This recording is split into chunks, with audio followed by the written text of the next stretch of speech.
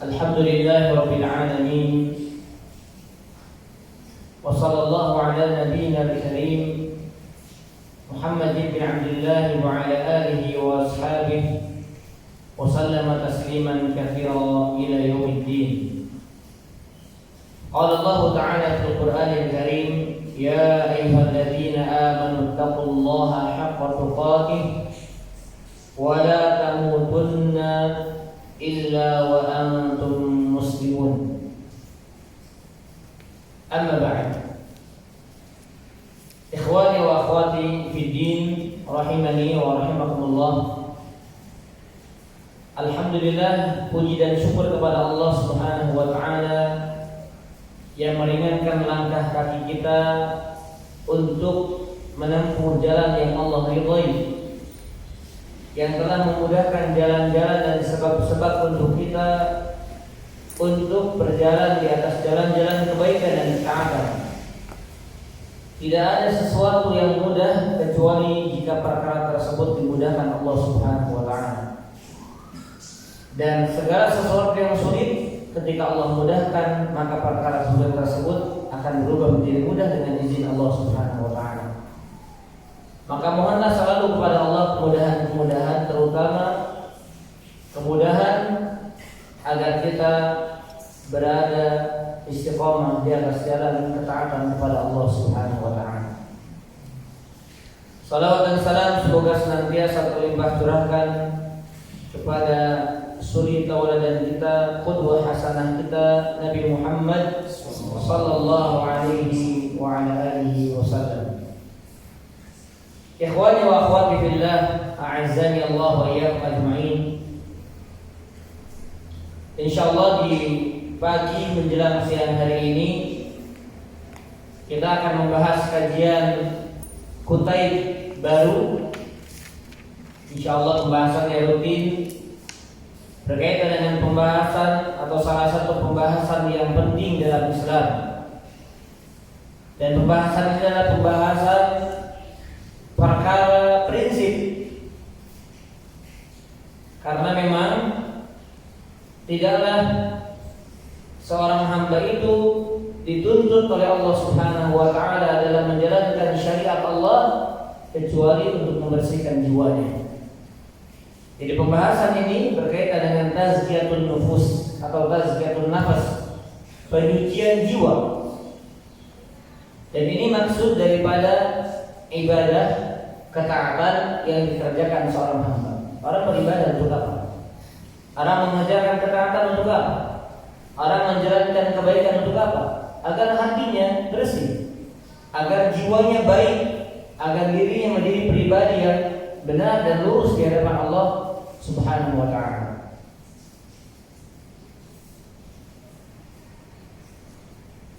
Jamaah azani Allah ya majma'in.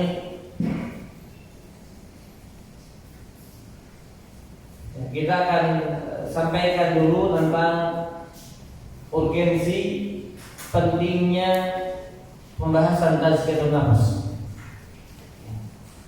Di dalam pendahuluan muqaddimah, Syekh Abdul Razak memberikan pendahuluan yang dia akan penting yang kita bahas. Tentunya setelah memuji Allah, menyanjung Allah, bersalawat atas nama Rasulullah sallallahu alaihi wasallam, maka Syekh Abdul Razak beliau berkata,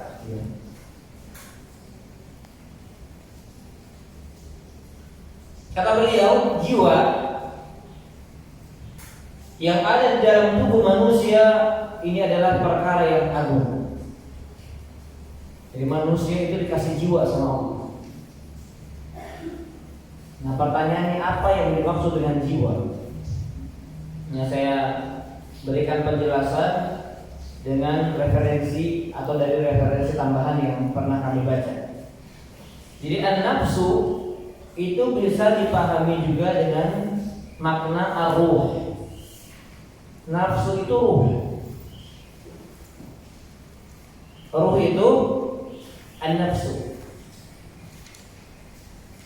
Atau bahkan juga bisa dipahami ar-ruh, an-nafsu atau juga al-qalbu. Jadi satu dengan makna yang lainnya yang kami sebutkan tiga ini itu ada keterkaitan. Mensucikan jiwa atau bisa juga dimaknai mensucikan ruh atau juga bisa dimaknai mensucikan al-qalbu, hati. Jadi bisa tazkiyatul qalbi, bisa tazkiyatul ruh, bisa tazkiyatul nafs. Nah, ini yang dimaksud dengan jiwa. Nah, setiap tubuh manusia punya jiwa. Setiap tubuh manusia punya ruh. Betul kan? Dan setiap tubuh manusia pasti ada hati yang Allah karuniakan kepada mereka. Dan ini perkaranya sangat agung. Maka perhatiannya terhadap jiwa, perhatiannya terhadap ruh, perhatiannya terhadap hati seorang manusia itu, ini perhatian yang harusnya lebih dibesarkan, lebih dominan diperhatikan dibandingkan perhatian yang kepada yang lainnya. Ikhwatal iman azza wa Allah wa yakum ajma'in. Kemudian juga kata Syekh wa sya'nuha kabir. Ya, perkara ini perkara besar. Sampai-sampai Allah Subhanahu wa taala bersumpah dengan beberapa jumlah makhluknya. Ya, bersumpah dengan beberapa jumlah makhluknya, yang mana ini semuanya menunjukkan betapa pentingnya perkara jiwa ini. Berapa sumpah yang Allah sebutkan di sana? 11 sumpah. Yang Allah sebutkan di dalam ayat tentang tazkiyatun nafas yang ada di dalam surat Asy-Syams itu sampai 11 kali. Bukan 11 ayat, sampai 11 makhluk. Allah Subhanahu wa taala berfirman, perhatikan, wasyamsi waduhaha. Kalau ada wa berarti dua ya.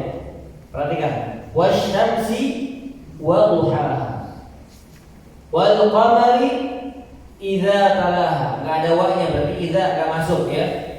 Wal qamari idza talaha. Berarti Allah bersumpah bersama bulan di ayat yang kedua. Wan nahari idza jallaha. Wal-laili idza yaghshaha. Was-samai wa ma banaha. Berarti dua apa satu? Was-samai wa ma banaha. Berarti berapa? Dua. Bersetuju. Wal-ardi wa ma Asyams hafal itu? Hah? Masa enggak hafal? Apa tadi? Wal ardi wa ma toha. Satu atau dua? Dua. Karena ada wawu ya. Wal ardi wa ma toha. Kemudian wa nafsin wa ma sawwa. Berapa? 11. Jadi Allah Subhanahu wa taala, ini penjelasannya ya, yang enggak semuanya ada dalam kitab, tapi pendahuluan apa yang kami sampaikan insyaallah antum baca dalam kitab ada. Jadi Allah Subhanahu wa taala tidak pernah bersumpah dalam satu kesempatan, dalam satu waktu sebanyak sumpah yang ada di dalam surat Asy-Syams. Coba antum buka dalam Al-Qur'an, enggak ada. Allah bersumpah sebanyak itu dalam satu waktu, langsung berurutan, enggak ada. Yang ada coba lihat antum di juz 30 yang surat-surat pendek. Apa contohnya? Wadduha, wadduha. Terus wadduha wal laili idza saja ma wadda'aka rabbuka wa ma qala wal akhiratu khairul laka min al-ula. Cuma wadduha wal laili idza saja. Cuma dua kali dalam surat duha. Contohnya al-fajr wal fajr wa layalin 'ashar wasyaf'i wal watr wal laili idza yasar. Cuma 5. Apalagi contohnya wal 'asr wal 'asr. Cuma satu. Innal insana lafi khusr dan seterusnya. Cuma satu kali. Kemudian lagi apa ayat sumpah? Wal laili idza yaghsha wan nahari idza tajalla wa ma khalaqadz dzakara wal untha. Cuma 3 kali. Jadi Allah tidak pernah bersumpah sebanyak sumpahnya yang ada di dalam surat Asy-Syams. Tidak pernah. Dalam kesempatan lain tidak pernah. Nah, ketika Allah Subhanahu wa taala bersumpah, ini menunjukkan apa? Nah, coba antum renungkan. Kalau Allah bersumpah, ada petunjuk apa di sana? Ada isyarat apa di sana? Kalau kita bersumpah demi Allah, berarti kenapa? Kenapa kita bersumpah? Berarti penting, menunjukkan akan penting yang akan disampaikannya. Ya, jadi kalau bersumpah berarti apa yang akan disampaikan itu penekanan, ada qasamnya, ada sumpahnya. Sama seperti kita katakan nggak asal sumpah. Demi Allah saya mau ke warung. Bukan sumpah segala, ya enggak? Demi Allah saya mau berpermen. Kan itu bukan perkara yang penting. Tapi ketika kita bersumpah, kita meyakini apa yang kita sampaikan perkara penting, bukan perkara main-main. Ya, kecuali orang yang biasa sumpah serapah gitu, asal bersumpah. Tapi hakikatnya, hukum asalnya, prinsipnya bersumpah itu adalah perkara penting. Dan demikian pula Allah Subhanahu wa taala dalam Al-Qur'an, kalau Allah bersumpah maka apa yang Allah sampaikan penting. Walaupun semua dalam Al-Qur'an penting, tapi kalau diawali dengan sumpah, ini perhatian kita terhadap ayat-ayat tersebut itu harus lebih besar. Apalagi, perhatikan ya, apalagi sampai Allah bersumpah 11 kali. Ada apa? Jadi pertanyaan kita, ada apa gerangan Allah bersumpah sampai 11 kali, 11 makhluk Allah Subhanahu wa taala sebutkan di sana, kemudian setelah itu apa yang Allah informasikan? Apa yang Allah sebutkan? Ternyata Allah Subhanahu wa taala mengatakan ketika Allah kemudian menurut wa nafsi wa ma sawaha qad aflaha man zakkaha wa qad khaba man dassaha. Ternyata setelah Allah bersumpah dengan 11 kali sumpah tersebut, Allah menginformasikan, menyampaikan kepada kita tentang jiwa, tentang hati, tentang ruh seorang hamba, yang dimana poros tolak ukur keberhasilan, tolak ukur kebaikan, tolak ukur kesuksesan kembali kepada dasar ini. Kata Allah, qad aflaha man zakkaha, sungguh beruntung orang yang mensucikannya. Wa qad khaba man dassaha, dan sungguh telah merugi orang yang mengotorinya. Ini sebagai mukadimah. Baik, perhatikan di dalam buku di halaman kedua, silahkan dibuka di halaman kedua. Ini sudah kebagian semua ya. Sudah ya. Lihat Syekh Abdul Razak hafizahullah taala, beliau menjelaskan firman Allah Subhanahu wa taala, qad aflaha man zakkaha, sungguh telah beruntung orang yang mensucikan jiwa itu. Jadi huruf H di sini qad aflaha man zakkaha, hanya kembali kepada apa? Kepada an-nafsu. Jadi an-nafsu walaupun tidak ada tak marbutohnya itu masuk dalam kategori muannats. Makanya pakai dhamir, pakai kata ganti apa? Muannats, ha, bukan hu. Ya, ini bicara bahasa Arab. Karena kan sumpah yang paling terakhir kan wan nafsi apa? Wan nafsi wa ma sawaha. Wa nafsi wa ma sawaha. Itu yang terakhir. Ya, dari ayat yang pertama yang terakhir itu. Berarti yang qad aflaha man zakkaha, ya kembali kepada yang terdekat. Sungguh telah beruntung orang yang mensucikannya. Maksudnya mensucikan apa? Jiwanya. Maka Syekh Abdul mengatakan yang dimaksud dengan makna dari zakkaha pada ayat tersebut bertambah dalam kebaikan. Ya, kalau dalam versi bahasa Arab kan disebutkan di sini qauluhu ta'ala qad aflaha man zakkaha, aslu zakah hiya ziyadah fil khair. Jadi makna dasar, makna asal daripada az-zakah itu kan dari kata zakka yuzakki tazkiyah, itu dari kata zakah itu maksudnya apa? Az-ziyadah fil khair, bertambah dalam kebaikan. Bertambah dalam kebaikan. Intinya saya nggak bisa ya, model saya baca semua terus saya jelaskan. Intinya, dan nanti bisa baca nanti sama. Intinya, bagaimana orang itu ingin mensucikan jiwanya, hukum asalnya adalah tambah kebaikan terus. Itu intinya. Karena kalimat qad aflaha man zakkaha, sungguh telah beruntung orang yang mensucikan jiwanya adalah orang yang zakkaha, yang terus bertambah, yazidu wa yazidu wa yazidu fil ta'ah wa fil khair. Dia bertambah, menambah dalam kebaikan dan ketaatan. Jadi ya kaidahnya ya, saya katakan. Jadi gampang kaidahnya. Bagaimana saya ingin mensucikan jiwa saya? Bagaimana saya ingin membersihkan hati saya? Bagaimana saya akan membersihkan ruh saya? Tambah kebaikan, tambah. Atau dengan kata lain, sibukkan diri dengan kebaikan, sibukkan diri dengan ketaatan. Baik itu berkaitan dengan lisannya, baik itu berkaitan dengan amalan hatinya maupun amalan anggota badannya. Maka otomatis hatinya, jiwanya, ruhnya akan bersih, akan disucikan dengan sebab tersebut. Baik, di dalam referensi lain, seorang ulama masih satu tingkatan ya sama beliau, walaupun kalau usia kayaknya lebih tua, Syekh Ibrahim Ar-Ruhaili. Jadi ada Ar-Ruhaili itu ada dua ulama ya, di zaman sekarang yang dikenal. Ada Syekh Ibrahim Ar-Ruhaili, ada Syekh Sulaiman Ar-Ruhaili. Dua-duanya pernah ke Indonesia. Yang paling sering Syekh Ibrahim Ar-Ruhaili.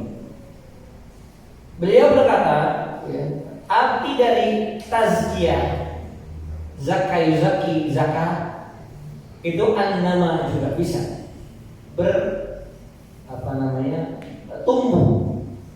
An-nama artinya apa? Tumbuh. Sama aja kan, bertambah, tumbuh, berkembang biak, sama saja intinya. Maknanya sama, cuma kata-katanya yang berbeda. Nah, kenapa makanya orang yang mengeluarkan zakat, ya, orang yang bersedekah mengeluarkan sebagian hartanya, itu ada istilah lain dengan kata zakat. Tahu zakat? Ada zakat fitri, ada zakat apa? Mal. Zakat mal kan bisa berupa harta yang tersimpan, emas, perak, kemudian lewat pertanian, kemudian juga peternakan. Itu kan ada zakat masing-masing. Nah, harta yang dikeluarkan dalam rangka zakat, dan ini kan sedekah lebih umum. Kenapa dinamakan zakat? Ada kaitannya dengan tazkiyatun nufus. Ada yang tahu jawabannya? Kenapa harta yang dikeluarkan diistilahkan dengan zakat? Kenapa? Karena pensucian apa? Hartanya. Berarti mensucikan hartanya, begitu? Mensucikan dirinya. Kenapa dinamakan zakat? Ada kaitannya dengan ini. Coba pikirkan. Tadi kan tazkiyah, hukum asalnya artinya apa? Hah? Bukan tadi apa? Bertambah dalam kebaikan. Orang yang mengeluarkan hartanya dikeluarkan sebagian, dinamakan zakat. Apa kaitannya? Berarti apa? Bertambah berarti. Jadi sekalipun dikeluarkan, tapi bertambah. Maksudnya apa? Karena Nabi SAW mengatakan, ma naqasa shadaqatun min ma'in. Harta yang dikeluarkan dalam rangka disedekahkan, maka tidak akan mengurangi harta. Dikurangi jatahnya. Saya punya uang 100 juta, 2,5% berarti berapa? Berarti berapa? 2,5 juta. Dari 100 juta, 2,5% berapa? 2,5 juta. Saya keluarkan, berkurang nggak? Berkurang. Dikurangi kan? Tapi karena sabda Nabi SAW, ma naqasa shadaqatun min malin, harta yang disedekahkan tidak akan pernah berkurang. Maka maksudnya Allah akan tambahkan dari harta yang disedekahkan tersebut. Allah akan tumbuhkan, Allah akan kembangkan harta orang yang hak Allah di sana dikeluarkan. Dan itu yang dimaksud dengan zakatun. Artinya apa? Bertambah. Dikeluarkan dalam rangka berzakat, tapi Allah janjikan tambahan. Begitu pula orang yang tazkiyatun nafas, orang yang tazkiyah kan artinya zakat. Berarti apa artinya? Artinya orang itu harus apa? Menambah kebaikan dan ketaatan kepada Allah Subhanahu wa taala. Paham maksudnya? Jadi tazkiyah, zakah itu kan kembali ke makna dasarnya dulu. Jadi hubungan tazkiyatun nafas, hubungan dengan zakatun ada hubungannya. Hubungannya kembali kepada asal bahasanya, yaitu bertambah. Orang yang berzakat bertambah hartanya. Orang yang ingin mensucikan jiwanya bertambah ketaatannya kepada Allah, bertambah kebaikannya kepada Allah Subhanahu wa taala. Kebaikannya di hadapan Allah Subhanahu wa taala. Ya. Baik, jamaah radhiyallahu ya ajma'in. Demikian pula firman Allah Subhanahu wa taala di halaman ketiga ya. Wa qad khaba man dassaha. Dan sungguh telah merugi. Khaba itu merugi, bangkrut, binasa, bisa dengan kata khaba. Orang yang mengotorinya. Sungguh telah merugi orang yang mengotorinya. Ini di sini kembali ke mana? An-nafs. Orang yang merugi, siapa orang merugi? Orang yang mengotori jiwanya, orang yang mengotori hatinya, orang yang mengotori ruhnya.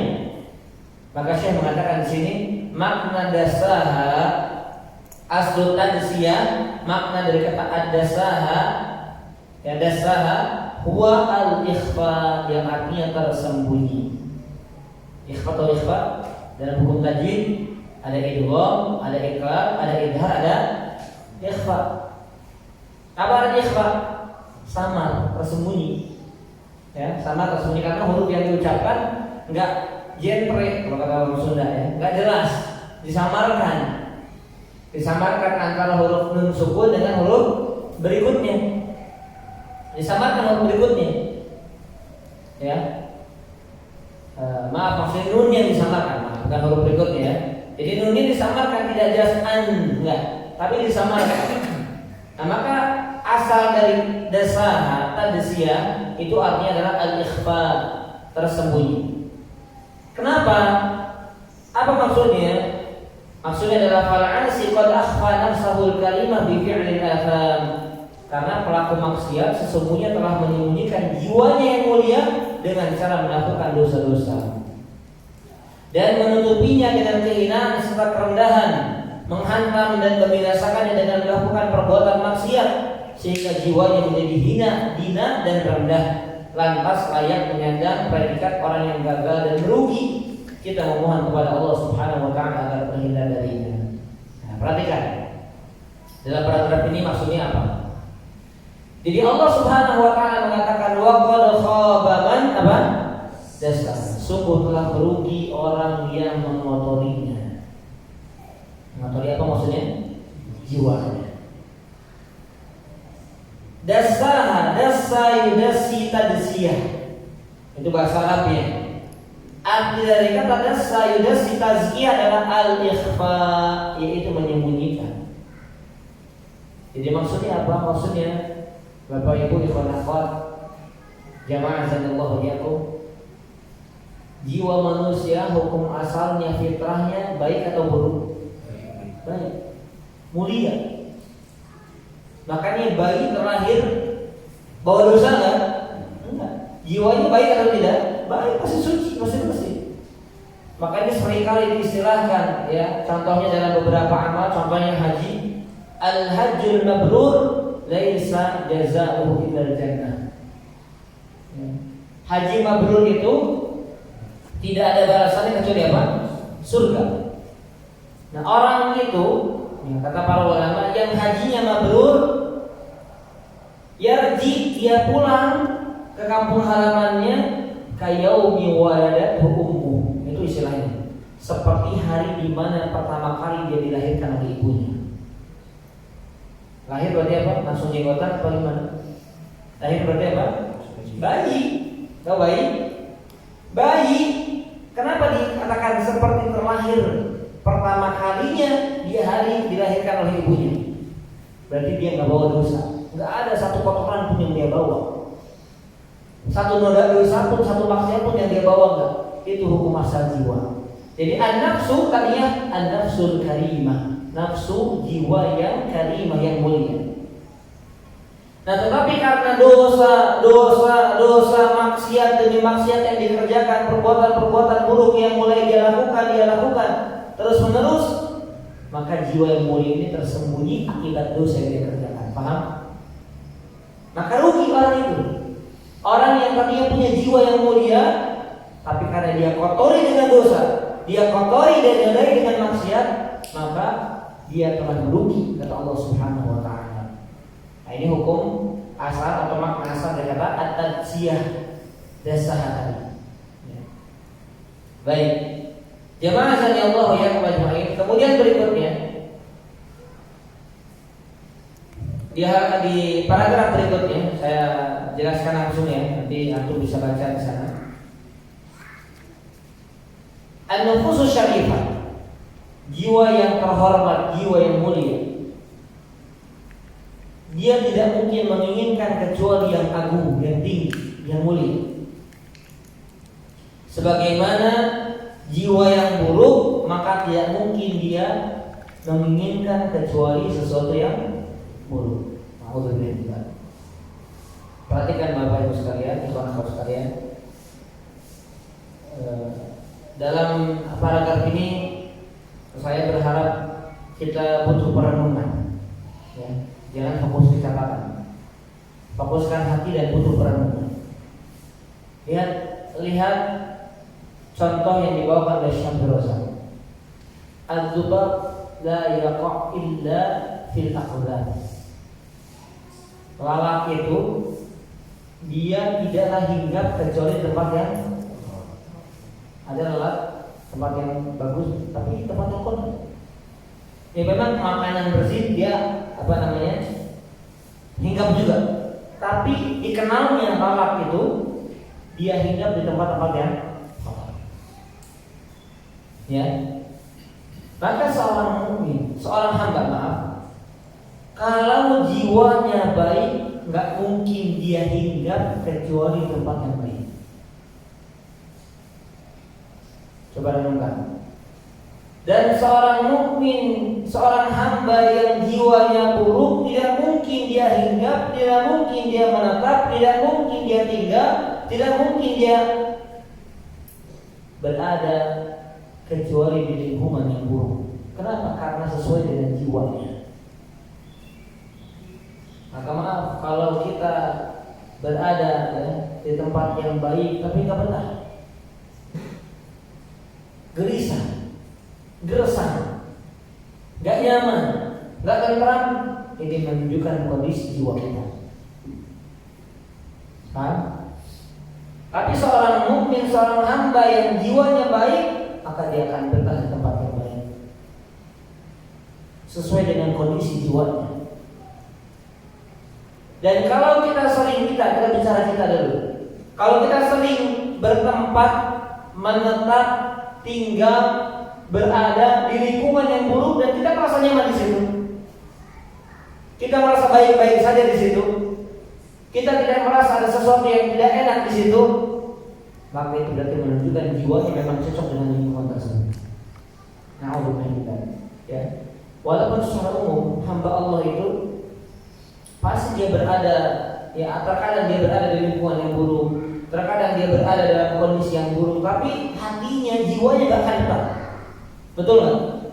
Coba kalau kita di saat-saat kita baik, jiwa kita lagi lurus gitu, sekalipun maksiat, dia terbawa nafsu syahwatnya, tapi hati kecilnya mengatakan apa? Ini bukan jiwa saya. Berontak dia, pasti begitu. Tapi kalau itu terus dilakukan, maka menjadi sebuah kebiasaan dan ternyata memang jiwanya sudah condong kepada buruk. Na'udzubillah. Ya. Makanya jemaah zakatullah ya, perhatikan kalimat yang di paragraf itu atau merenungkan. Jiwa yang mulia tidak mungkin dia menginginkan kecuali sesuatu yang tinggi, sesuatu yang mulia, sesuatu yang baik, sesuatu yang ada nilai. Demikian pula jiwa yang tercela, jiwa yang buruk, jiwa yang bahkan busuk, na'udzubillah min dzalik, tidaklah dia menginginkan kecuali yang buruk juga. Karena sesuai dengan jiwanya. Ke arah mana dominannya? Ke arah mana arahannya itu? Ini jiwa setiap manusia. Baik. Kemudian jemaah sekalian Allah ya teman-teman,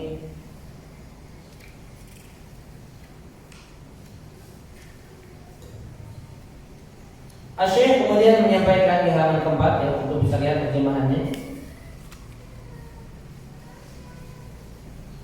Karena melihat begitu pentingnya penyucian jiwa, maka setiap muslim yang sadar terhadap dirinya harus memberikan perhatian besar terhadap hal ini, ya, dan berusaha keras mewujudkan tujuan yang mulia tersebut sepanjang hidupnya. Ingat, sampai mati.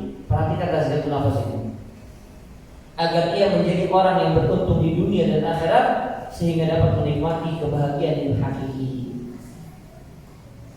Bapak Ibu ikhwan akhwat rahimani wa rahimakumullah. Karena itulah juga Allah Subhanahu wa taala, ini tidak disebutkan dalam mukadimah ya. Karena itulah Allah Subhanahu wa taala juga mengutus para rasul alaihi wassalatu wassalam. Antum buka surat, banyak dalam ayat-ayatnya, dalam banyak ayat di dalam Al-Qur'an. Antum perhatikan surat Al-Jumu'ah. Ya. Di sini insyaallah mudah-mudahan kalian sudah hafal ya. Surat Al-Jumu'ah juga ada.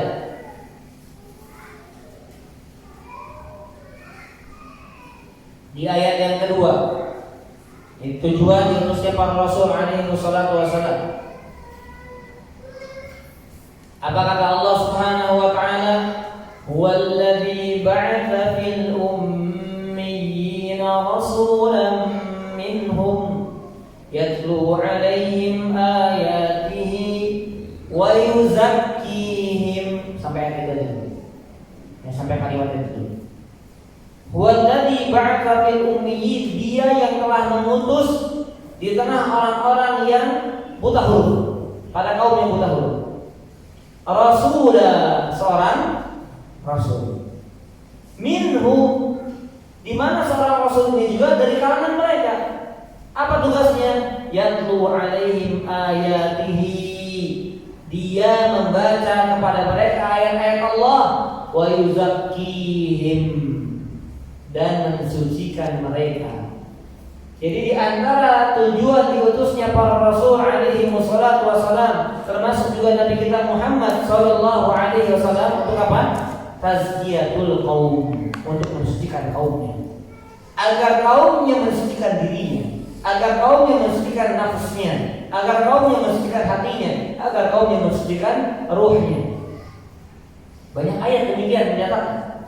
Ya, dalam Al-Baqarah juga ada.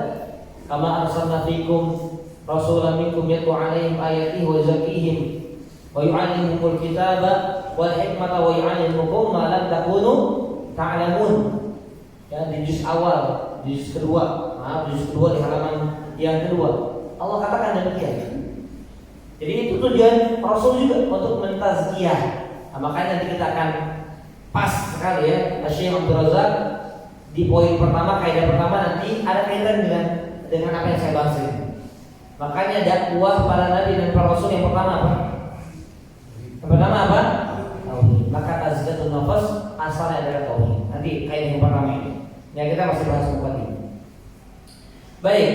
Nabi sallallahu alaihi wasallam mengatakan, perhatikan ikhwan dan akhwat sekalian, wa inna li nafsika 'alaika haqqan, sesungguhnya kamu wajib memberikan hak jiwamu.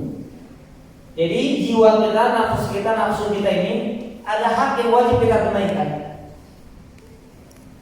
Keliru apabila seorang mengira bahwa cara memberikan hak jiwa itu adalah dengan memaksakan diri dan tidak mengabulkan keinginan jiwa.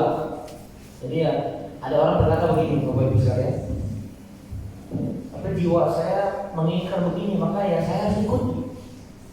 Nah, ini kata saya belajar keliru, bukan demikian. Bukan memaksakan kemudian mengikuti keinginan jiwa, bukan itu yang dimaksudkan. Bukan panggilan jiwa yang terus diikuti, bukan itu yang dimaksudkan. Kenapa? Padahal Allah Subhanahu wa taala lah yang menjadikan hal-hal itu dibutuhkan oleh jiwa secara alami.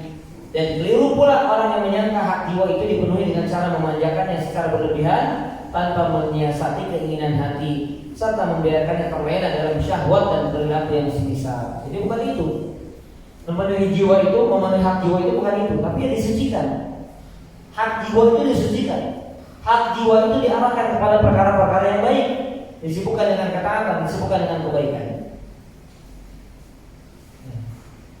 Kemudian Syekh Abdul Razak hafizahullah taala, beliau mengatakan, silakan di halaman 5 kita bacakan bersama. Tidak mungkin seseorang mampu menyucikan jiwanya dengan cara demikian. Namun penyucian jiwa harus menempuh jalan-jalan yang syar'i moderat dan seimbang. Tidak menggunakan cara yang terlalu keras ataupun terlalu lunak, namun harus berdasarkan petunjuk Nabi Shallallahu Alaihi Wasallam serta metode beliau yang benar.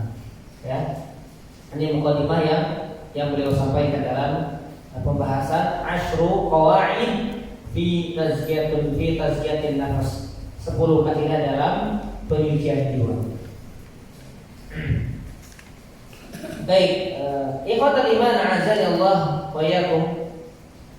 Adapun berikutnya hanya penyampaian mukadimah ya. Jadi inilah yang saya tulis dan seterusnya begitu. Kemudian doa dalam mukadimahnya. Jadi dalam mukadimahnya intisarinya yang ingin kami sampaikan kesimpulannya. Pertama berkaitan dengan pentingnya tazkiyatun nafas. Itu pertama. Ya. Karena seseorang yang tahu tentang pentingnya sesuatu, maka dia akan perhatian. Kenapa? Karena dia tahu itu penting. Makanya disebutkan ini pentingnya tazkiyatun nafas itu apa? Pentingnya apa? Pentingnya keselamatan dunia dan akhirat. Tazkiyatun nafas itu adalah tolak ukur sukses dunia dan akhirat. Tolak ukur kenyamanan hidup di dunia dan di akhirat. Itu tazkiyatun nafas. Maka perhatian kita terhadap pembahasan ini adalah perhatian kita yang harus besar, perhatian yang fokus, ya bukan perhatian yang masalah fikih, masalah fikih yang diperdebatkan itu biasa aja, kita nggak usah fokus itu ya, ribut rame enggak. Kita satu nafas intisari, diutusnya para nabi, para rasul alaihi wasallam, intisari daripada amal soleh. Amal soleh yang kita kerjakan untuk apa? Untuk apa amal soleh kita kerjakan? Untuk mensucikan jiwa kita. Ketaatan yang kita kerjakan, kita datang pengajian, kita zikir, kita sholat, untuk apa? Mensucikan jiwa. Biar apa? Biar selamat di dunia dan di akhirat, terutama di akhirat nanti. Karena Allah mengatakan yauma la yanfa'u malun wala banun illa man atallaha biqalbin salim. Kata Allah, pada hari di mana tidak bermanfaat anak dan harta, enggak manfaat nanti. Kiamat nanti enggak manfaat. Kecuali orang yang datang menghadap Allah dan yang membawa hati yang selamat. Hati yang selamat berarti jiwa yang benar. Ya, penyucian jiwanya dia perhatikan. Ya. Nah, ikhwan dan akhwat azza wa jalla ajma'in. Ini yang pertama, urgensi pentingnya tazkiyatun nafas. Kemudian yang kedua, makna dari tazkiyatun nafas. Ya, ini kesimpulan yang kedua. Makna dari tazkiyatun nafas. Apa itu maknanya? Antum harus pahami benar. Yang dimaksud dengan tazkiyatun nafas bukan artinya, maknanya, ya. Apa maknanya? Apa maknanya tazkiyatun nafas? Mengembangkan jiwa dengan apa? Dengan apa? Kebaikan. Kata tazkiyah artinya menambah. An-nafas jiwa. Mengembangkan jiwa, menambah untuk jiwa kebaikan demi kebaikan, ketaatan demi ketaatan. Itu maksud tazkiyatun nafas. Jadi kalau ada pertanyaan, Ustaz, gimana biar saya hatinya suci, hatinya bersih, jiwanya benar, baik? Ya ketaatan. Kuncinya ketaatan. Ya. Itu yang kedua. Kemudian yang ketiga, yang menjadi kesimpulan daripada mukadimah yang disampaikan oleh Syekh Abdul Razak hafizahullah taala, bahwasanya seseorang itu akan mengamalkan sesuai dengan kondisi jiwanya. Bahwasanya seseorang itu akan condong kepada amalan yang sesuai dengan jiwanya. Sebagaimana lalat selalu hinggap di tempat yang kotor, maka jiwa yang kotor akan bertempat di tempat-tempat yang kotor, amalan-amalan yang kotor, ucapan-ucapan yang kotor. Tetapi jiwa yang mulia, jiwa yang baik, jiwa yang lurus, maka dia akan menempati tempat-tempat yang baik, akan mengamalkan amalan-amalan yang baik, akan betah di lingkungan yang baik. Itu jiwa yang baik. Nah, jadi selain kita mengetahui kalau kita berada di tempat ini nyaman, berarti jiwa kita baik. Ya, selain mengetahui itu, kita mengusahakan.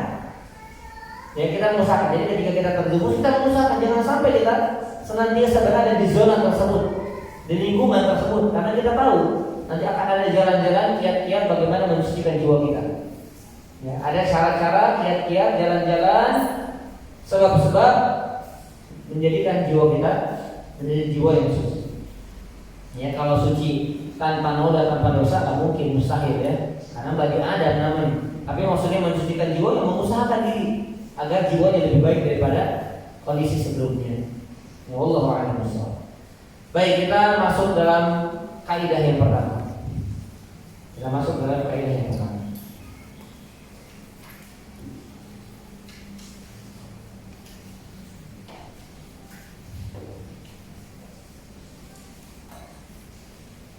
Al-qa'idatul ula, at-tauhid aslu ma tazku bihi nufus. Tauhid asal daripada sucinya jiwa. At-tauhid aslu ma tazku bihi nufus. Tauhid adalah asal daripada sucinya jiwa. Terjemahkan dengan simpel langsung. Tadi yang pertama adalah mentauhidkan Allah. Jadi kiat pertama itu maksudnya dari judul ini. Kiat pertama, cara pertama, jalan yang paling utama, sebab yang paling utama agar kita bisa mensucikan jiwa kita adalah dengan kita mentauhidkan Allah Subhanahu wa taala. Nah, makanya dakwah para nabi, para rasul fokusnya kepada apa? Tauhid. Mentauhidkan Allah. Kenapa? Karena mereka adalah kaum-kaum yang berbuat apa? Syirik. Jadi mentauhidkan Allah dengan kata lain berarti meninggalkan syirik. Meninggalkan syirik dengan kata lain berarti mentauhidkan Allah. Itu sudah menjadi satu kesatuan yang tidak mungkin dipisahkan.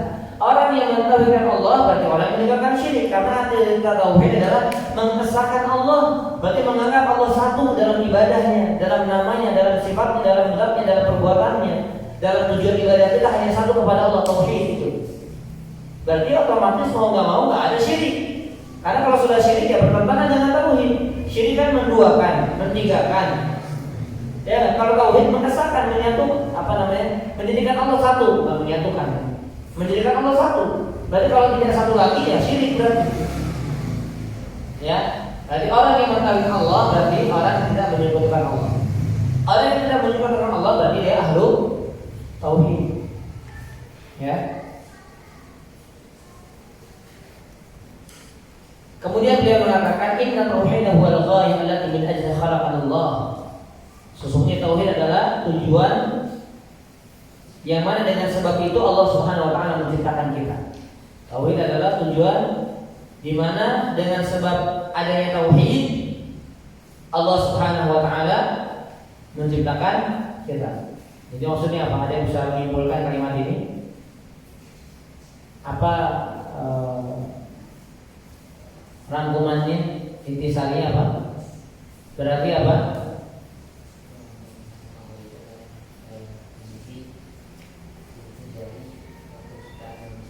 Inti dari tujuan penciptaan manusia.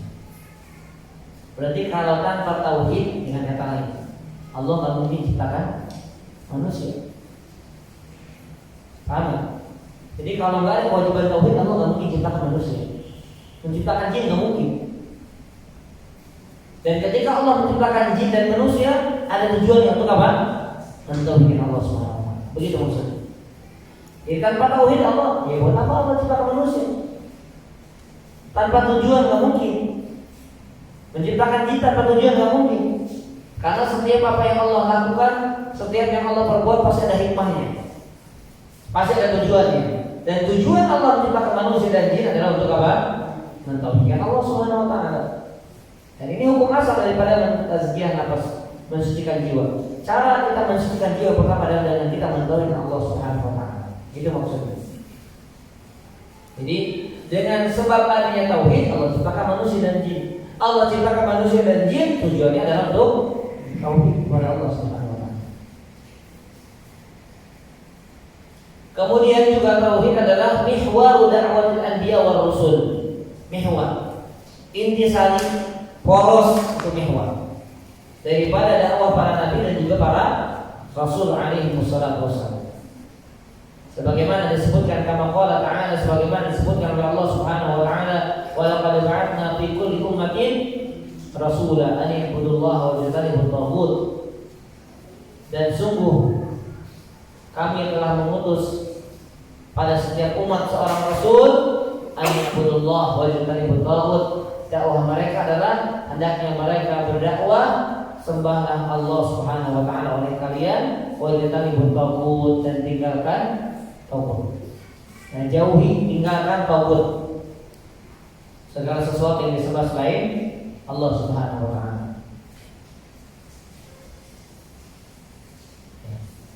Tentang tauhid, insyaallah sering kita bahas ya. Maka apa yang perlu kami rangkum, dan berarti kita nggak penting kita bahas ini ya. Tapi kan dari kemarin kita sudah bahas tentang tauhid ini. Kita sedang fokus ke masalah tauhid. Jadi intinya jemaah dan mu'min dalam poin pertama ini kami rangkum apa yang perlu kami rangkum ya. Intinya seorang yang ingin mensucikan jiwanya, seorang yang ingin membersihkan hatinya, pertama fokus dulu tauhid. Itu intinya. Karena ini poin pertama, kaidah pertama. Orang kalau ingin bersih hatinya, lurus hatinya, benar hatinya, tapi dia nggak paham dengan tauhid, nggak mempraktekkan tauhid kepada Allah Subhanahu wa taala, maka nggak mungkin suci jiwa, yang mungkin. Karena pertama kali yang harus dia hindari dari berbagai macam dosa, yang pertama apa? Syirik. Kalau orang sudah syirik, udah jelas, udah nggak benar sudah. Amalan-amalannya ini nggak akan benar. Tapi pertama kali dia meninggalkan kesyirikan kepada Allah Subhanahu wa taala, maka insyaallah dosa-dosa ini dia bisa tinggalkan. Karena dosa yang paling besar, dosa yang paling inti dia berusaha tinggalkan. Maka dosa-dosa lain dia akan tinggalkan juga. Ya. Baik. Allah Subhanahu wa taala mengancam. Allah Subhanahu wa taala mengancam orang-orang yang tidak mentauhidkan Allah. Kata Allah Subhanahu wa taala, lihat di sini di halaman ke-8 di dalam surat Fussilat ayat 6 sampai ke 7, wa wailul lil musyrikin. Celaka orang-orang musyrik. Celaka orang-orang musyrik. Alladzina la yu'tuna zakata wa hum bil akhirati hum kafirun. Mereka yang tidak menunaikan zakat dan mereka mengingkari, kafir terhadap negeri akhirat. Ya, mereka kafir, mengingkari terhadap negeri akhirat. Nah, perhatikan tafsiran para ulama. Kata Ibnu Taimiyah rahimahullah, maksudnya adalah tauhid dan keimanan yang merupakan faktor kesucian hati. Jadi ayat ini, jamaah sallallahu alaihi wasallam, ayat ini dijadikan dalil oleh para ulama, di antara Imam Ibnu Taimiyah, pentingnya tazkiyatun nufus, dan bahwasanya tazkiyatun nufus poros utamanya adalah tauhid. Itu maksudnya. Nah, jadi Syekh Abdul Razak membawakan ayat ini sekaligus membawakan tafsiran dari Syekhul Islam Ibnu Taimiyah berkaitan dengan bahwasanya tauhid kepada Allah poros intisari daripada apa? Tazkiyatun nafs. Paham ya? Itu yang pertama ya. Demikian pula apa yang disampaikan oleh Imam Ibnu Qayyim rahimahullahu taala.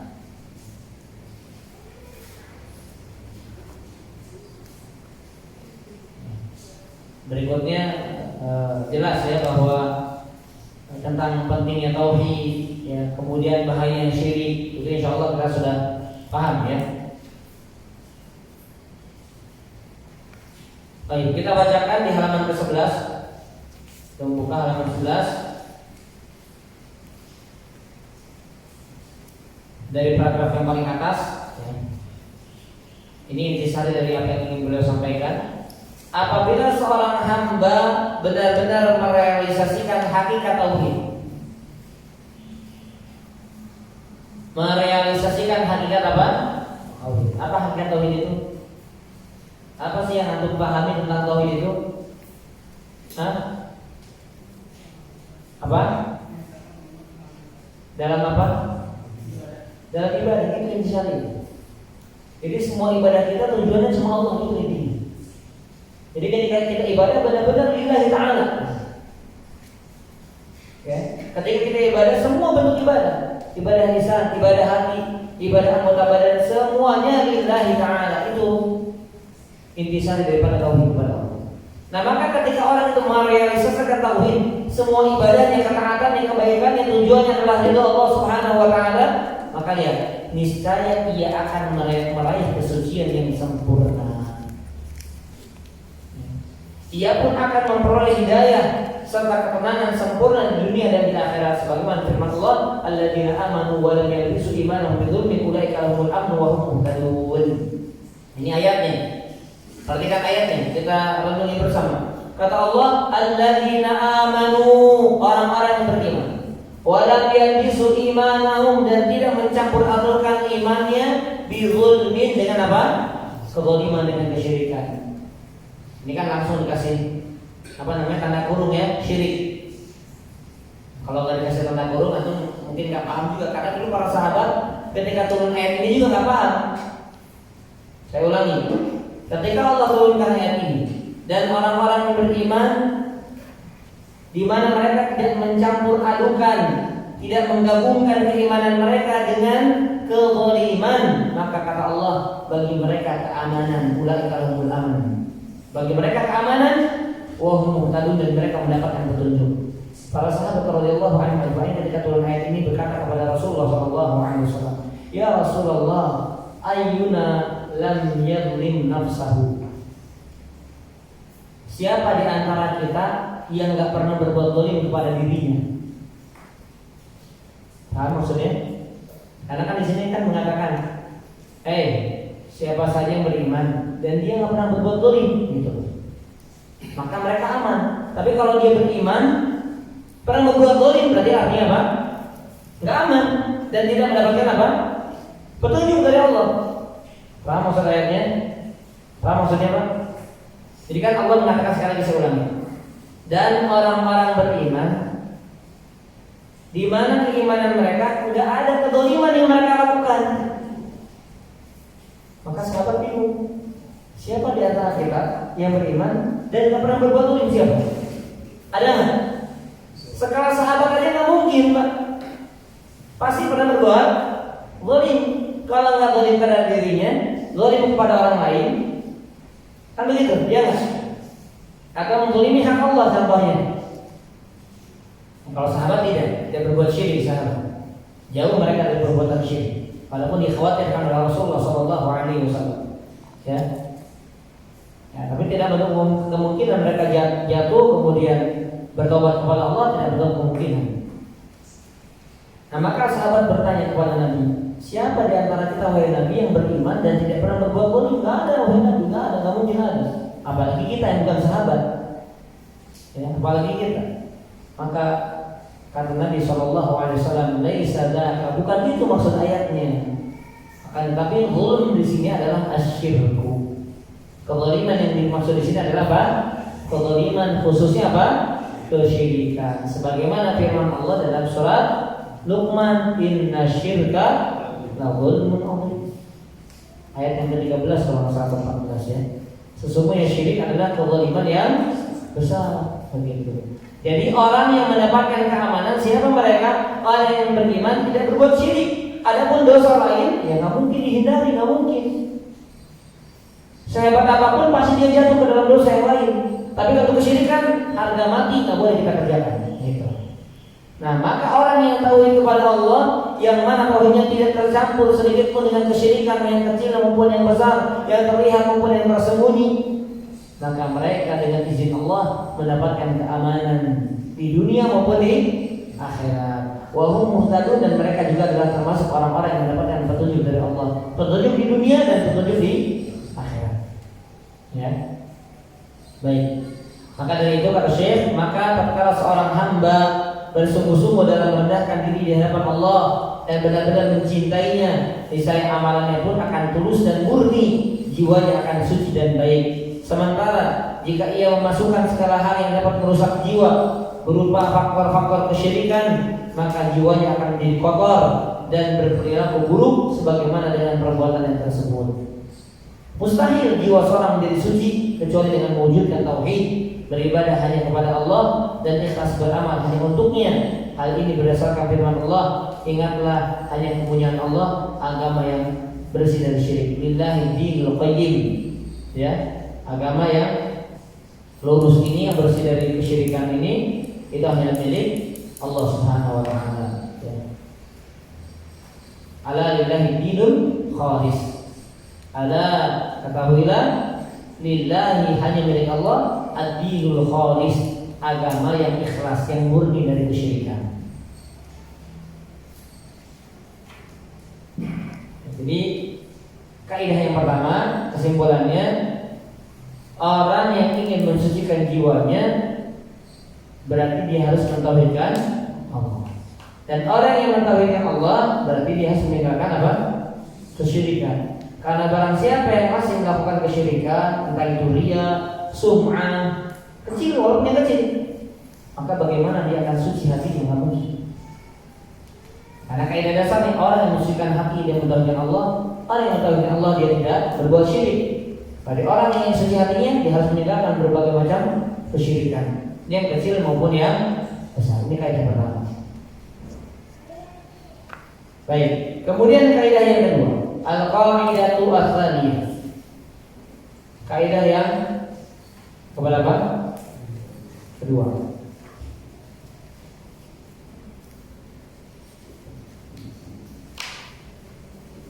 Ad-du'a'u miftahu zakatin nufusi. Doa adalah kunci mensucikan hati.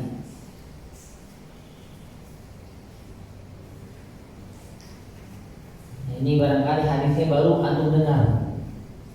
Lafaz hadisnya baru pertama kali antum dengar. Kalau maknanya mungkin tahu, tapi lafaz hadisnya saya yakin banyak yang baru dengar lafaz hadis ini. Nabi SAW mengatakan, "Laisa syai'un aqrama 'ala Allah Ta'ala min ad-du'a." Tidak ada sesuatu yang paling mulia di hadapan Allah melebihi daripada doa. Ya, baru dengar mungkin hadisnya. Yang kita tahu kan doa adalah ibadah, kan begitu ya? Doa yang disari ibadah, berdoa kepada Allah dan seterusnya. Tapi lafaz hadis ini menunjukkan akan pentingnya doa. Tidak ada sesuatu yang lebih mulia, tidak ada sesuatu yang paling mulia di hadapan Allah melebihi doa kepada Allah Subhanahu wa taala. Ya. Hadisnya sahih, diriwayatkan Imam Tirmidzi dan Ibnu Majah. Hasan oleh Syekh Al-Albani.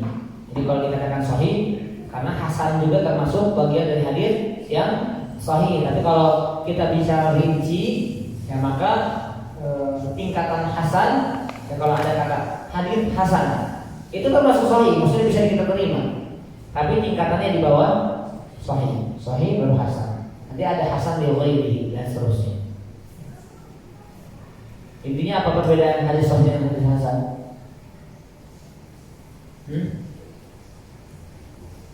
Apa? Kalau sahih itu hafalannya kuat. Di ulama paralel hafalannya kuat.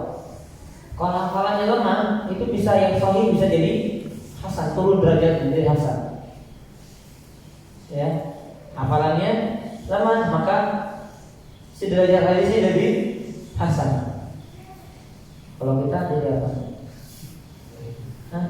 Jadi palsu, hafalannya tukar-tukar. Nanti qala Rasulullah jadi qala Allah Ta'ala. Jadi palsu jadinya. Ya bukan dhaif aja, bisa jadi palsu. Karena hafalan kita sangat lemah. Jadi kalau kita jadi perawi hadis baru, ya nggak ada perawi hadis itu ya. Udah sepekan sekali gitu kajiannya, libur lagi. Hujan jadi kendala. Wah itu bukan sifat perawi hadis. Ya bukan sifat perawi hadis. Ini tadi saya naik mobil ya. Makanya saya tetap ngisi karena kasihan walaupun jamaah hanya sebagian. Ya, dua pekan lalu saya mengisi di tempat anak yatim ini. Hujan besar sekali. Kalau saya mau berangkat aja, walaupun saya di rumah, saya berangkat aja. Ya, panitia bilang cancel aja Ustaz, ada bocor-bocor. Ya, kalau saya geleng-geleng aja. Saya aja misi yang berangkat, mereka diam di tempat, saya samperin ini kan. Mereka diam di tempat. Kalau itu kan datang juga di sini, kita sama-sama datang, sama-sama berjuang. Kalau mereka di tempat, saya tinggal datang gitu. Bukan saya tinggal datang, mereka tinggal diam, saya yang datang. Di cancel aja. Yang perlu dikhawatirkan keselamatannya harusnya siapa? Ya saya di jalanan, hujan besar. Ya, hujan besar. Saya kalau jadi perawi hadis ini mau tuh semua bukan dhaif lagi. Dan pernah lebih dahsyatnya lagi, ini saya bukan berarti bercerita ini, saya ingin memotivasi antum ya. Ingin motivasi antum, mudah-mudahan niatnya tetap lurus. Jadi di daerah Bogor ada namanya Taman Sari yang arah Parung itu perumahan kalau sekalinya hujan besar banjir, dan sampai sekarang itu masalah banjir ini nggak selesai karena nggak tahu itu urusan wali kota atau bagaimana ya. Jadi sudah dibuat sungai besar tapi tetap banjir. Itu banjirnya sampai kalau motor itu nggak berani lewat. Yang saya takutkan bukan apa-apa, takut ular atau apa-apa, tapi saya waktu itu karena sudah sampai depan juga ya, dan memang sudah jadwal rutin, apalagi cuma sebulan sekali, jalan kaki saya tinggalin motornya, saya ketok pintu orang, Pak maaf saya titip motor, saya mau jalan kaki, karena khawatir kalau motor mogok mau repot lagi. Udah jalan harus dorong motor, ini sendirian. Saya jalan kayak itu, banjir, basah, jubah saya sendiri. Ya karena kita ingat dengan perjuangan para ulama dulu yang kita sudah bacakan di dalam Khulasatul Ta'lim ini, bagaimana perjuangan para ulama mereka mencari ilmu. Nah, jangan jauh-jauh, kita sahabat saja udah banyak contohnya. Mencari satu hadis melakukan perjalanan 1 bulan. Sebelumnya belanja unta dulu. Jadi di sini menunjukkan apa? Pengorbanan dalam menuntut ilmu. Harus modal, ya. Siapa namanya Jabir bin Abdullah. Dia mendengar satu hadis tentang fitnah, dia pengen dengar langsung dari sahabat yang langsung dengar dari Rasul. Begitu. Dia pengen dengar dari sahabat. Jadi beliau dengar hadisnya, tapi dia pengen dengar langsung dari sahabat yang langsung mendengarnya dari siapa? Dari Nabi Shallallahu Alaihi Wasallam. Jadi lebih fiqh begitu.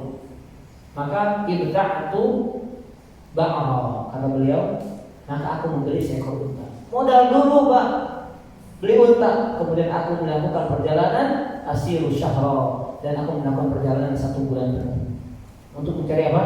Satu hadis Nabi yang mulia Shallallahu Alaihi Wasallam. Jadi luar biasa perjuangan. Dan itu memang qiraatu siyaris salaf, membaca perjalanan salafus saleh itu akan menggugah jiwa kita. Kita yang lemah, yang futur ini karena kurang baca sejarah.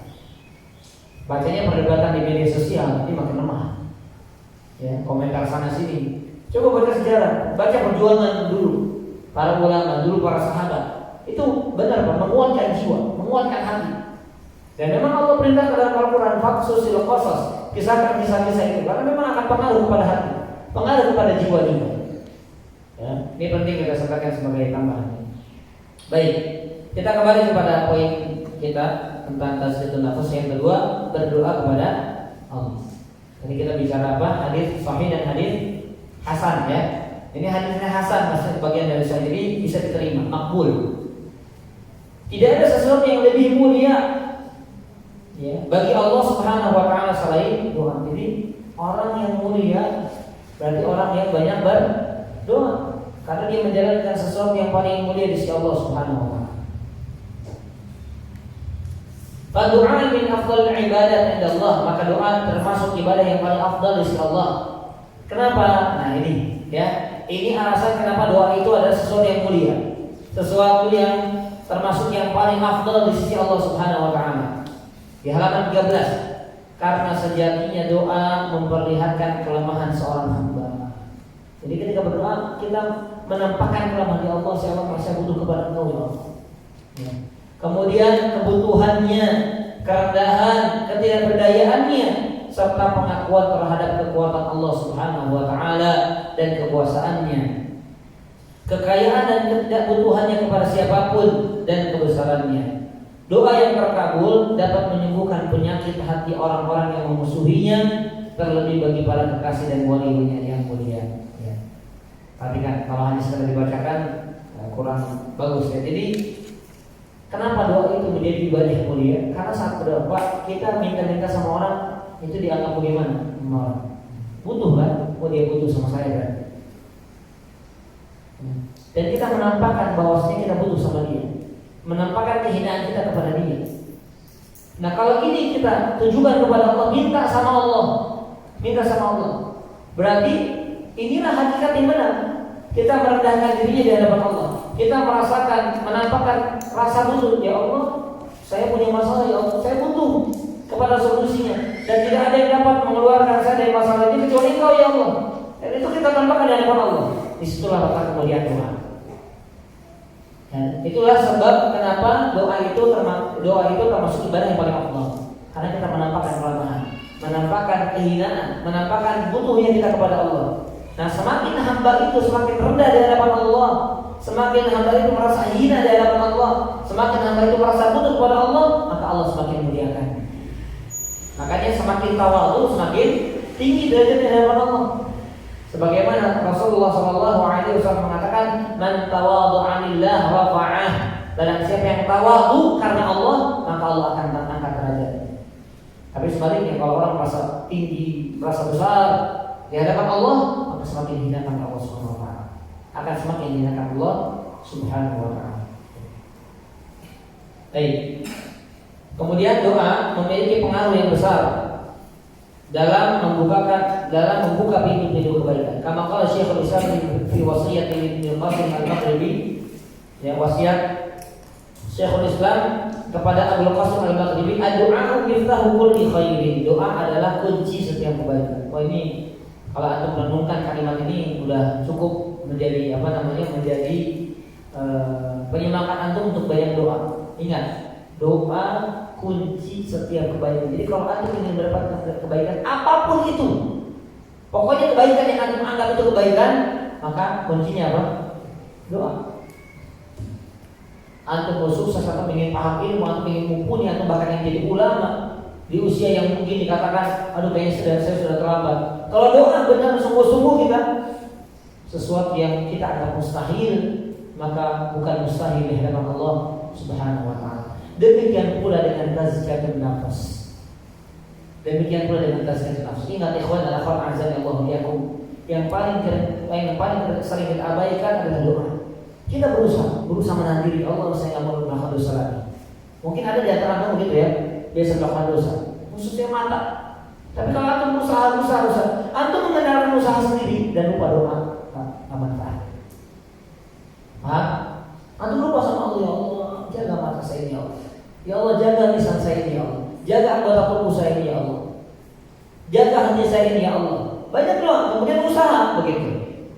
Maka insya Allah akan antum dapatkan bagaimana manfaatnya, bagaimana hasilnya. Nah, sering yang kita lakukan apa? Usahanya aja yang kuat, tapi lupa kita memanjatkan doa kepada Allah Subhanahu wa taala. Melangitkan harapan kita kepada Allah Subhanahu wa taala, itu yang lupa. Jadi makanya di poin yang kedua ini setelah tauhid adalah doa. Jadi kalau kita punya keyakinan begini, aduh susah ternyata saya tobat. Kenapa jatuh lagi? Susah ternyata saya istiqomah. Kenapa? Sudah lulus baru berapa bulan udah jatuh lagi, belok lagi. Yang kurang doa berarti. Kunci dari kebaikan itu kurang. Apa itu doa? Miftahu kulli khairin. Jadi tidak mustahil hati kita bersih, hati kita jernih, hati kita suci dengan kita berdoa kepada Allah Subhanahu wa taala. Yang menjadi hati ya dulu kita hati kecil ada enggak pikiran melakukan maksiat, ada enggak? Enggak ada. Ya. Nah, maka tidak mustahil juga kita jauh dari dosa, jauh dari pintu-pintu maksiat dengan kita senantiasa memanjatkan doa kita kepada Allah Subhanahu wa taala. Saya paham ya? Jadi sibukkan diri dengan doa untuk perubahan hati kita, untuk perubahan jiwa kita, untuk kesucian jiwa kita. Wallahu a'lam bishawab. Baik, mungkin ini dulu yang dapat kami sampaikan. Maaf ya, ini yang perlu kami sampaikan ya. Doanya di antara doa yang dianjurkan Nabi tentang tazkiyatun nafs adalah Allahumma ati nafsi taqwaha wa zakkiha anta khairu man zakkaha anta waliyuha wa maulaha. Dihafalkan. Ya, nanti di pertemuan berikutnya sudah hafal semua ya. Ini sebenarnya doanya ini panjang, cuma diambil kutipannya aja. Gak apa-apa, kita memotong-motong doa nggak masalah. Ya, ini kita bacanya doa itu aja. Allahumma ati nafsi taqwaha. Allah berikan kepada jiwaku ketakwaan. Wa zakkiha anta khairu man zakkaha, dan sucikan dia karena engkau adalah sebaik-baik yang mensucikannya. Anta waliyuha wa maulaha, karena engkau yang memberikan itu ya, waliyuha, memberikan kesucian hati, yang menguasai, yang mengaturnya. Jiwa hati itu adalah Allah Subhanahu wa taala. Hafalkan ya. Gampang. Allahumma ati nafsi taqwaha wa zakkiha anta khairu man zakkaha anta waliyuha wa maulaha. Gampang, simpel insyaallah. Sebagaimana doa juga doa ya muqallibal qulub tsabbit qalbi ala dinik. Tapi kalau doa tadi lebih khusus Pak. Karena ada kalimat apa? Wa zakkiha, ya Allah sucikan dia. Nah, ini kan sesuai dengan penyucian jiwa. Ya, qad aflaha man zakkaha wa zakkiha, sama kalimatnya. Jadi doa khusus untuk penyucian jiwa. Wallahu a'lam. Baik, silakan kalau ada pertanyaan yang disampaikan, silakan. Ya, kalau ada jemaah lain yang belum hadir ketinggalan banyak materinya, jadi kami cukupkan dulu materi yang kami sampaikan.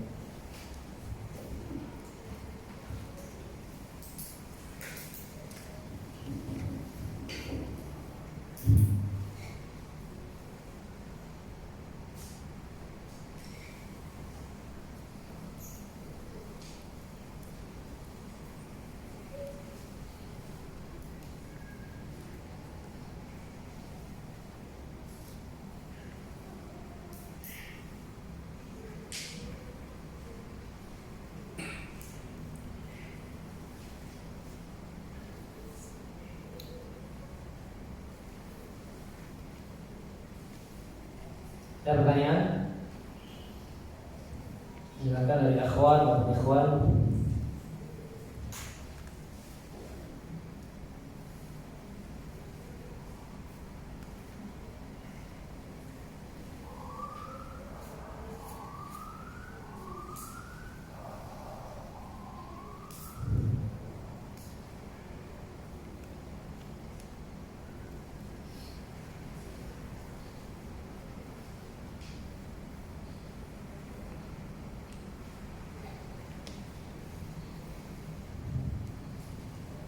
Ada jelas semua ya? Cukup atau lanjutkan? Lanjutkan? Baik, sedikit lagi kita lanjutkan ya. Baik, ikhwan dan akhwat azanillahu wa iyyakum ajma'in. Di sini ada perkataan bagus ya. Ini pernah kami bahas juga kalau dalam kitab Ad-Da'wah wa Dawah tentang asal dari Umar bin Khattab radhiyallahu anhu. Atau bisa bisa baca di sana.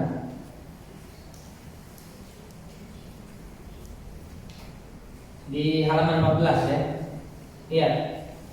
Amirul Mukminin Umar bin Khattab radhiyallahu anhu berkata, "Aku tidak berkepentingan terhadap dikabulkannya doa." Masya Allah. Perhatikan ya, perhatikan. Jadi aku tidak punya kepentingan terhadap dikabulkannya doa. Yang terpenting bagiku ialah tetap berdoa. Jika aku terilhami untuk, ya kalau saya terjemahkan, jika aku terilhami untuk tetap berdoa, terus berdoa, maka aku yakin akan dikabulkan. Jadi yang penting kita itu berdoa sudah. Dikabulkan atau enggaknya urusan siapa? Kadang dikabulkan apa yang kita mintakan itu bagi Allah nggak bagus. Jadi Allah sengaja nggak kabulkan atau Allah akhirkan.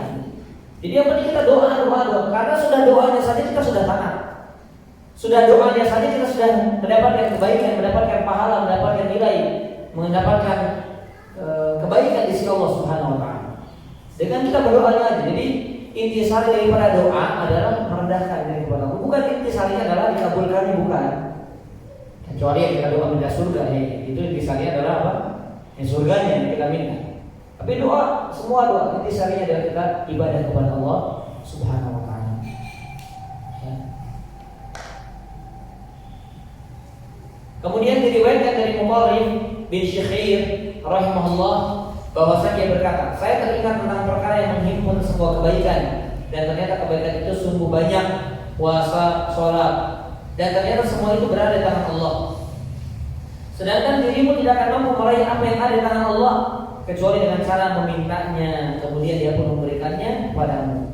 Oleh karena itu menghimpun segala kebaikan adalah doa. Apa maksudnya? Jadi segala sesuatu perkara di tangan Allah. Benar tak? Sedangkan doa di tangan kita itu. Doa kan di tangan kita, kita yang minta kan.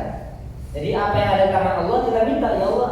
Kalau kita ke orang begini, Allah kita minta. Jadi kayak ingin rajin sholat, ingin rajin sedekah, ingin melakukan banyak kebaikan, ingin istiqomah dalam ketaatan, ya minta sama Allah karena itu semua di tangan Allah Subhanahu wa taala. Caranya kita untuk bisa mendapatkan itu ya kita minta sama kayak orang. Nggak ada yang punya kecuali Dia. Ini kan nggak ada yang punya kecuali Dia. Biar kita dapat gimana? Ya minta sama Dia, kita nggak bisa bekerja banting tulang apapun, nggak akan bisa meraih. Kenapa? Karena yang cuma punya Dia. Nah, ini yang punya kebaikan semuanya siapa yang punya? Semua Allah. Nggak ada yang punya. Minta sama orang. Saya minta biar saya rajin sholat. Ya nggak bisa minta sama orang. Mintanya sama siapa? Sama Allah. Karena kulluhu biyadillah. Segala sesuatu ada di tangan Allah, maka kita minta dengan tangan kita. Ya, minta dengan tangan kita maksudnya minta dengan doa kita kepada Allah Subhanahu wa taala. Baik, wallahu a'lam bishawab. Demikian barangkali jamaah yang Allah. Sekali lagi sebelum ditutup, barangkali ada pertanyaan, kami persilakan kalau ada pertanyaan. Silakan. Ada sebagian orang yang sama sekali tidak dalam bentuk tidak mengangkat tangan dengan alasan hadis Anas yang mengatakan bahwa Rasulullah tidak pernah mengangkat tangan. Itu yang pertama. Kemudian yang kedua, bagaimana posisi mengangkat tangan yang sebenarnya gitu dalam doa? Baik. Ada orang yang berdoa nggak mau angkat tangan sama sekali. Ya. Baik. Karena Rasulullah nggak pernah angkat tangan. Iya, di dalam hadis Anas itu pernah. Katanya, kata dia. Iya. Tapi ada hadisnya? Nggak tahu. Rasul mengangkat tangan beberapa kali dalam doanya. Ada contohnya dalam istisqa mengangkat tangan, bahkan mengangkat tangan sampai tinggi. Berarti kan ada hadisnya angkat tangan. Ya. Kemudian setelah itu kembalikan telapak tangannya begini karena menunjukkan al-fa'al itu sikap optimis. Karena begini. Makanya sebagian orang berdalil ketika kunut jadi gini. Nah, itu istisqa gitu mungkin. Maksudnya kan dari begini biar turun hujannya. Itu membalikan kondisi. Itu ada hadis. Jadi Nabi mengangkat tangan, kemudian dalam khutbah Jumat Nabi mengangkat tangan, tapi bedanya begini bukan begini, ya. Nah, adapun hadis tentang mengangkat tangan banyak. Di antaranya di dalam Arba'in Nawawi juga ada. Dan dia mengangkat tangannya menengadahkan ke langit, kemudian ya Rabb, kan ada kan hadisnya itu. Tapi Allah tidak kabulkan karena pakaiannya haram, minumnya haram, makanannya haram, dan dia tumbuh dagingnya dari hasil yang haram. Kemudian Nabi SAW juga hadis lainnya, Nabi mengatakan, Innallaha hayyun karim. Sesungguhnya Allah itu maha pemalu dan maha mulia. Yastahi min abdihi. Allah malu kepada hambanya apabila idza rafa'a yadahu, apabila dia mengangkat kedua tangannya, meminta maksudnya kepada Allah, mengangkat kedua tangannya, an yaruddahu masifran, kemudian dibalikan dalam keadaan kosong. Berarti itu sudah. Jadi sunnah Nabi itu bisa sunnah fiqhiyah apa yang diperbuat Nabi, bisa sunnah qauliyah apa yang diucapkan Nabi. Fiqhiyah hanya ada dari Nabi, perbuatannya ada dari Nabi. Hadis qauliyahnya juga ada dari Nabi SAW. Nah, itu yang pertama. Yang kedua, adapun posisinya memang tidak pernah saya dapatkan ada hadis sahih yang benar-benar menjelaskan tentang bagaimana cara mengangkatnya. Kecuali istisqa yang tadi besar sampai ke pihaknya dan selendangnya jatuh. Itu tinggi sekali, ya. Adapun secara umum selain itu para ulama berbeda pendapat. Ya, ada yang mengatakan di dada begini dan menempelkan. Ada yang mengatakan begini. Ya, jadi Allah alam kalau memang tidak ada kekhususan, jadi tidak masalah jangan mau begini, jangan mau begini. Kalau saya teknik lebih condong pada begini. Ya.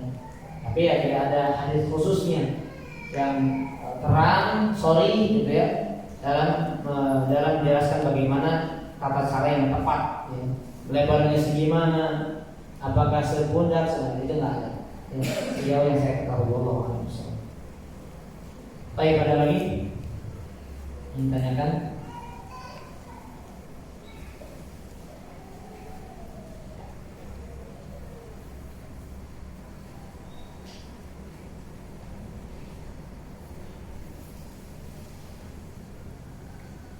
Tidak ada.